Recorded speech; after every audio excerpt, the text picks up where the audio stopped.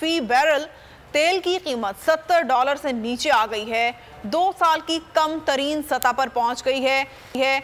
इस पर बात करने के लिए हमारे साथ मौजूद हैं माहिर मुआशियात खुर्रम शहजाद साहब। बहुत शुक्रिया। आपके वक्त का क्या कहिएगा, पाकिस्तान में अवाम को ये सहूलत मैसर क्यों नहीं आ सकी अब तक?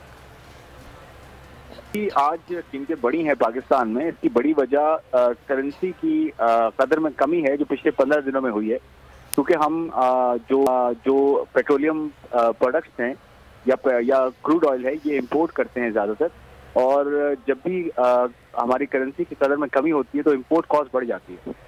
और वैसे भी पिछले 15 दिन की एवरेज प्राइस होती है इंपोर्ट्स जो हुई भी होती हैं पहले से प्रोडक्ट्स। तो मेरे ख्याल में ये जो प्राइसेस बढ़ी हैं, ये जब रुपया आपका डॉलर के मुकाबले में 262 से उठ के 280 पे गया है, तो इसकी वजह से आपका एक इम्पैक्ट पड़ा है कि कीमतें पिछली वाली जो है वो महंगी हैं।